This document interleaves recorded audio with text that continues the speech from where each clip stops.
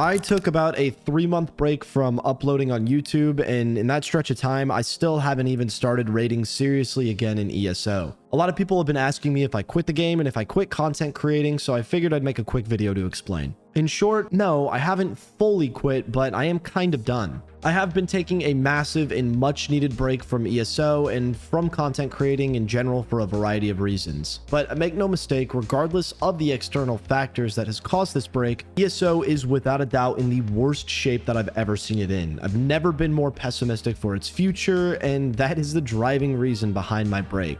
So let's get into it, I suppose. It's hard to truly grasp what this game means to me without getting into some personal stuff. Anybody who raids at the level that I do in this game all share one major trait in common. At some point, our life was miserable. It wasn't going well at all. I mean, you don't sink over 10,000 hours into a game unless you're trying to escape a circumstance. And luckily, for most people that I know, a lot of us continued to raid even once life started to get considerably better. But that was certainly my situation when I really started playing the game as a 19-year-old kid. ESO was an escape for me. It was a chance to perform at a high level in something when nothing else was going right. And though I was a rage-filled little shit for the majority of my raiding career... Oh my god. Oh my god. Oh no, I'm dead! Fuck! God fucking damn it! Motherfucking bullshit! Come on, bud. My fair. Again? Fuck! Did you make the guide for this, bro? The people that I met, the friends that I made along the way, and the accountability that fostered out of the standard that I held myself and everyone around me to has truly shaped my character into something that I can be proud of today. Character and work ethic that I'd like to think has given me the incredible opportunities that I've had through this game and in real life over the last few years. ESO truly has given me some of the best experiences of my life. Getting to meet tons of people that I looked up to at my first ESO event during the Necrom reveal in Vegas, I truly believe was the kickstarter to my content creating path. Meeting so many creators that I looked up to was such a good experience, and maybe the most impactful person I met was Gina Bruno. We had the chance to chat a lot about who I was and what I was doing in the game and the content space, and this is where I got to introduce the ESO esports events that we were holding, and that later became my first opportunity to bring ESO esports into the eyes of the greater community with our first ever QuakeCon event. And I will truly never forget this moment. It was the first time ZeniMax flew me out to Texas, got me a hotel at the Gaylord Event Center, and where we went through all these crazy professional production pre-checks, rehearsals, stagings. Later that first day after sound check, I remember Finn discussing with Gina and Amy that it was time for them to put together these little goodie bags that they had made for people attending the ESO row of the BYOC. And he said, "We're gonna go put these together. You're welcome to go hang out and do whatever," but I gladly offered to help put them together. I just wanted to see things and understand what went into these events and to be a part of them as much as possible. Then the event day came. I remember waiting to go on stage, and Finn and Gina asked if I was nervous, but I simply wasn't. Maybe I was used to the stage still from my college music days, but I was super excited and ready. The event was so much fun. I thought that it had went well, but the praise I received after the event was unprecedented to me and so rewarding. Gina and Finn both were super pumped about how well it went. I got DMs from developers and big names I'd never spoken to before about how well things went. It truly was a dream come true. Then I had some of my first paid sponsorship opportunities creating videos for the big expansions, more collaborative and creative events with creators that I had looked up to throughout the entire beginning of this journey. And then of course there was Amsterdam, ESO 10. I had wanted to go to Europe as a pipe dream my entire life, and I've never had the money to do it. And the day that I got the message from them saying that I was invited out, I mean, the event itself was truly a once-in-a-lifetime opportunity to meet with friends, old and new, build new relationships, and to participate in so many fun ESO-centered events. I even got to make a fun little trip out of it. I had some family fly out, and I went to Italy, Paris, London. I got to experience a part of the world that I never thought that I was ever going to be able to through ESO. Even the opportunities that I have now in this new career path that I'm pursuing came from the Elder Scrolls Online. Outside of my disdain for the direction that the game is taking, a lot of my uploads have slowed down because I'm heavily invested into a very entrepreneurial role, building brands and opening new locations for a very exciting product line. This opportunity was given to me by a longtime friend that raided on one of my teams for years. He appreciated the level of accountability that I preached to my raiders and saw the success that I had both in the game and in the content space, saying that I was the right person in a failing system. As heartbreaking as that was to hear, the ESO content space has indeed become a failing system. and the success that has come from this opportunity in such a short period of time has beyond surpassed any expectations that I could have ever had. Now, this little anecdote is necessary to understand before I talk about why I've left. My passion for ESO is so strong, and so much of that passion stems from gratitude. Gratitude towards the game for being an escape from reality when I needed it. More gratitude than I can ever express towards Gina Bruno for giving me all of the incredible opportunities that I've had, and for believing in me when so many other people were so unsure of me, and gratitude towards my friends and towards my community for shaping me into who I am today, into somebody capable of being successful outside of a video game. And yet, despite this endowment of gratitude and loyalty, I still have actively decided to take a massive break from the game for no other reason than my absolute disdain with the direction that the game is taking and how poorly the combat system is evolving. The direction ESO has taken over the last few years has absolutely annihilated the content space, and it has created a dull and boring shell of the eccentric game that ESO used to be. Unfortunately, I am on a break from ESO, and I will continue to be on a break until I see the game shift in a better direction. I recently saw a video from a big World of Warcraft creator, Zaryu, discussing his break from WoW. In this short, he discussed how WoW was just never going to go in the direction that he wants it to, but that he's made peace with that and can understand the game is going in an objectively good direction for the company. And he can respect that. I've reflected a lot on my burnout. I've played ESO for 20 to 40 hours a week for the better part of the last 4 to 5 years, sometimes longer, and anybody would be burnt out by that, sure, but I wish I could hold the same sentiment. I wish so deeply that I could say I can accept that I just don't enjoy the game anymore, even though they're doing what's best for the game. But the numbers speak for themselves. This game is tanking, and that is just objectively and measurably true. It cannot be ignored. So now, instead of getting to hold the same sentiment that Zaryu has, I have to speak on why I believe the game is dying. First off, I see a clear correlation with the decline of the game with the Microsoft acquisition. What we've learned from the most recent series of layoffs is that some of the best longtime ESO devs were moved to Project Blackbird. If you don't know what happened with Project Blackbird, it was this big MMO that was being created as a separate studio, a Microsoft project that abruptly and seemingly out of nowhere just disbanded effectively. And not only were there key players to ESO's early development moved off of ESO as their primary work somewhere along the way, but these voices in Project Blackbird worked in some of the same physical studios, and stories have emerged about how some current ESO devs would approach those working on Project Blackbird for some guidance, and even now that is gone. Microsoft is a big corporation obsessed with revenue and willing to shove transactions and new ideas for the simple sake of them being new down players' throats, with no regard to the preservation of the art that ESO was even 5 years ago. This agenda has forced creativity for the sake of change, and that is not, nor will it ever be, a sustainable way of creating fantastic games. Now, while I strongly believe that this is part of the issue, the glaringly obvious truth is that Microsoft also owns Blizzard, the developers of WoW. WoW is only moving in the right direction. And I mean, why? Who knows? Bigger studio, proper funding. I'm sure there's tons of reasons, but we now have to focus on where ESO as a game is going wrong. To me, the answer is pretty simple. The combat team in ESO is out of touch with what the player base appreciates about the combat system, and is far too obsessed with the game numerically as opposed to its actual feeling. Ignore everything else. Combat is single-handedly the most important and the most defining characteristic of the game we enjoy. In a push to acquire new players from what we can only imagine is a revenue goal pushed from a major corporation, the combat team has focused on two main goals: making combat easier for newer players and to provide as many creative options as possible. It's their entire marketing structure, and in doing so, there is some sort of almost like a balanced spreadsheet that's emerged as a part of their core philosophy. If something is performing over a number in this spreadsheet, nerf it. And if something is performing under this number, buff it. And I mean, maybe that's a good idea on paper, but here's the real result. Since Dreadsail Reef in 2022,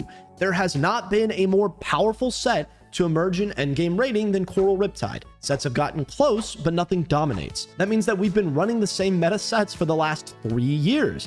The game hasn't fucking changed in 3 years. What's actually changed? Technically possible combinations. The amount of combinations and choices that you technically have in ESO are insane, but the amount of actually powerful and viable combinations that exist within the meta landscape has never been fewer. We need to understand that this has not always been the case, nor does it have to be. I hear people say all the time, well, of course, there will always be one best option. Please, I'm begging you, hear me. That is not true and was not true when I started raiding. That's just not a true statement. Please get that out of your head.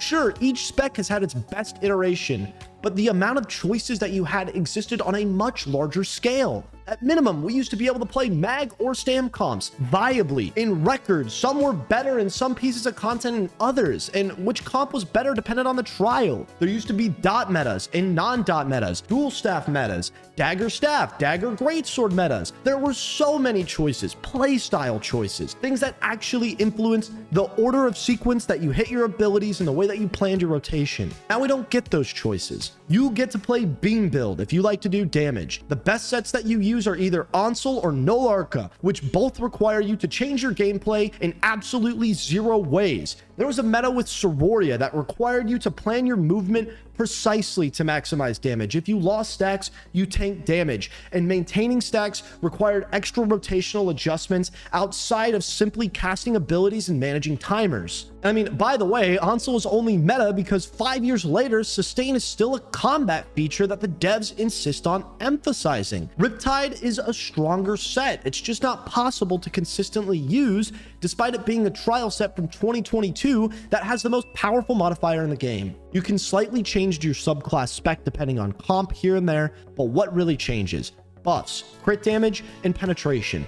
Everybody uses the same fucking 20-meter AoE green beam for years. It's so old. I enjoyed the Arcanist longer than most, but when is it going to change? ESO focuses far too much on creating possible combinations and not at all on creating fun metas and fun meta options that players can enjoy. There is no intent to create patch-long playstyles that mix up what we've already been doing. And I truly hate to say this, but I don't think that they could even create fun metas if they wanted to. When subclassing was simply a data mine, there were 2 combinations that any good player who understood the state of combat could predict. Arcanist Beam being overwhelmingly meta and Ult Gen being insanely broken. All of us figured, every single one of us assumed, surely this was going to get balanced going into the PTS if this data mine is real. But what I saw was nothing short of appalling. Buffs to Beam, buffs to Ult Gen, buffs to it all. Come back. T, you have to come back. T, come back. T.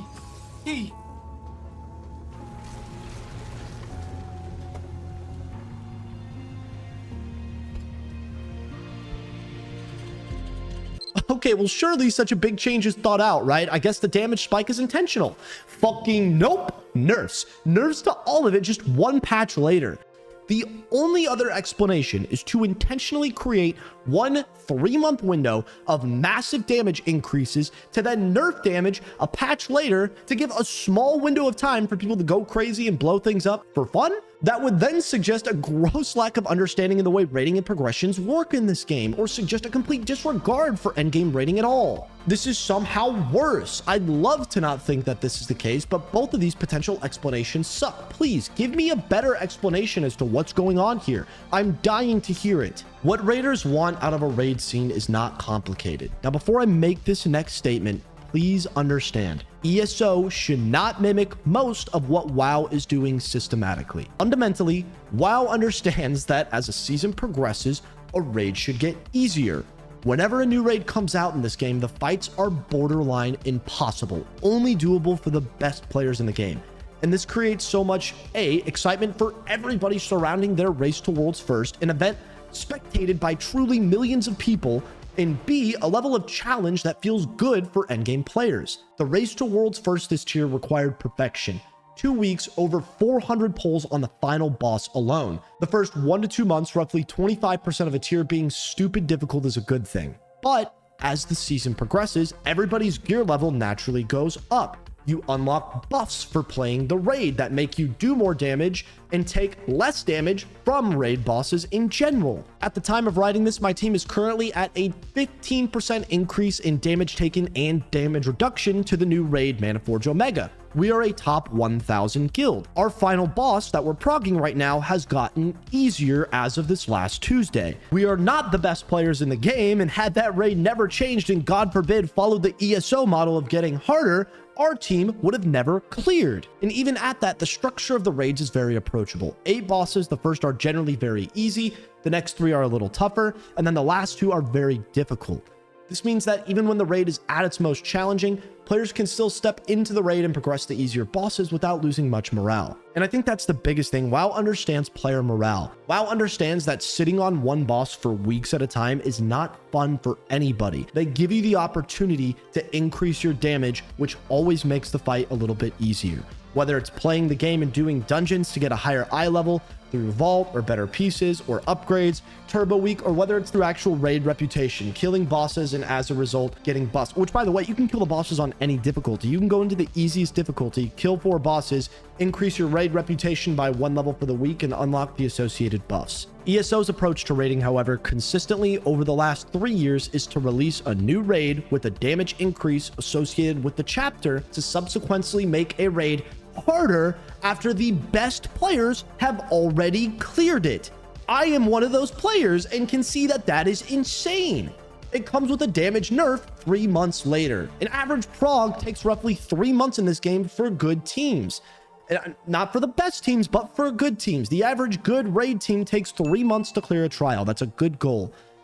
Just imagine being 3 months into a prog, finally being close to a clear, and then having even just a slight damage nerf that adds 1 or 2 extra boss mechanics to now progress. It may not seem like that big of a deal, but in a trifecta scenario, that quite literally causes full reprogressions. The devs either don't understand this or simply don't care.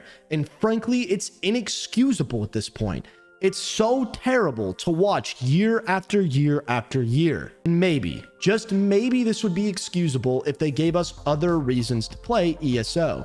And this was truly the nail in the coffin for me with the game. I've already mentioned the fact that no new gear has come out or has truly been valuable in a game-changing way since Dreadsail Reef did. 4 new meta sets that were insanely powerful and still somehow meta came with that trial in 2022. Outside of that getting boring, guys, what reason do we have to do a new trial? The rewards are awful at best, which I'm sure we can attribute to the Microsoft corporate greed in some capacity, but like, we finally got a skin out of Ossian Cage, but we can expect a title and a half-baked mount for 3 to 6 months of progressing a new trial trifecta. The only reason endgame players go into new content is for the sense of achievement. The amount of people willing to sit through months of progression for 10 seconds of that feel-good moment is indescribably low. But what reason does anybody else have to step foot into a raid for more than one time just to see the pretty new piece of content?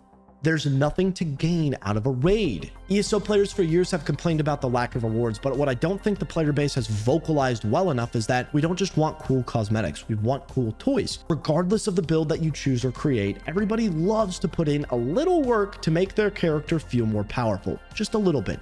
I'm not saying people are so worried about having their builds nuked, right? And how my build is useless. My build that I created is useless. That comes from nerfs. That comes from that balanced spreadsheet. That's not what I'm talking about. I'm talking about introducing new things to then make your already good build more powerful. Giving us either gear or raid buffs for playing the fucking game are just basic things that could be done to help the player base feel more rewarded for their time. And even beyond that, I tell this story so often, but what truly even piqued my interest originally in getting into endgame content was the Godslayer mount.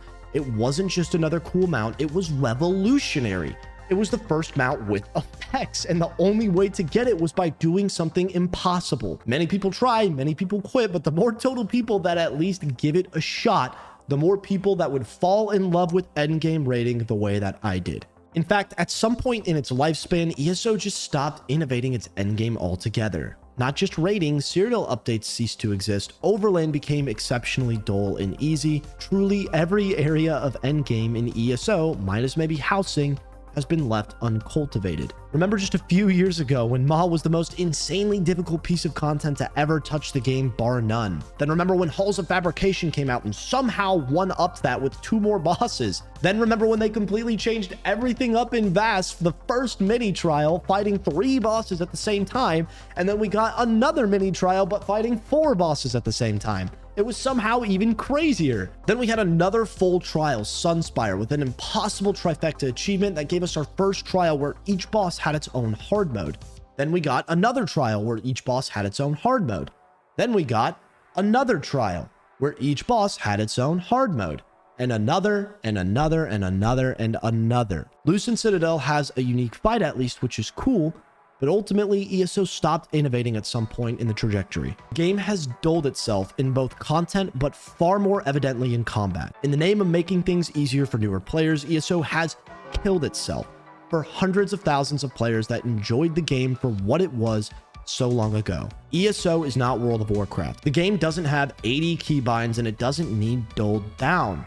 Its dynamicism, higher APM gameplay, and visual spectacularity created the unique experience that we all miss. Maybe most impactfully to me though in all of this is not how miserable the game feels to play day in and day out, but rather the way this awful direction has made pursuing my passion impossible. When I started this content creation journey, I knew that I was targeting a small niche, but I did my research. In fact, I sat down with my business professor at the time to look at this market, specifically for the endgame niche that I was pursuing, and we made projections to see what potential income was possible for this little project. The answer was never a life of luxury, but it was possible to live a decent little life off of being an ESO endgame content creator, as crazy as that sounds. If I did decide that I wanted to make more money, the thought was that there would at least be a large and stable enough audience to make a transition into something bigger.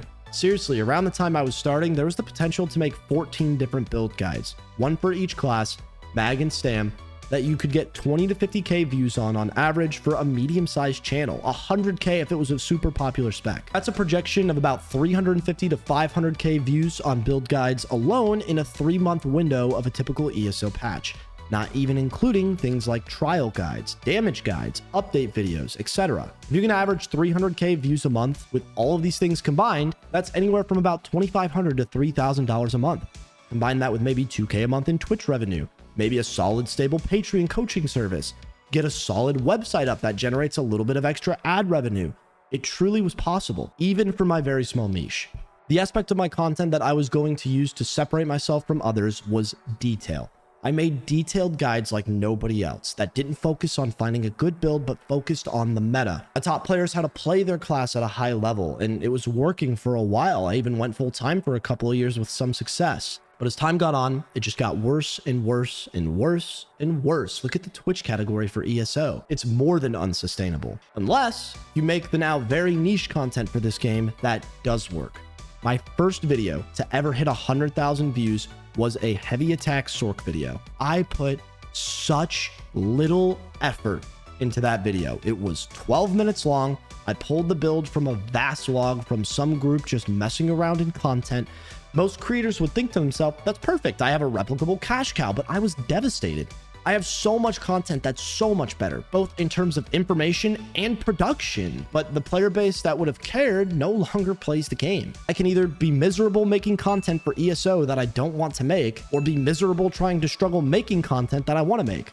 I don't want to do either of those things. So what does that mean for me and my content? I needed the break, but I don't ever want to fully abandon ESO. I'll begin uploading maybe once a week on YouTube again, and truthfully, the passive revenue is nice though small, and I'm still passionate about the game and the endgame community for all the reasons that I discussed at the beginning of the video. Creating content for this game though is no longer a priority.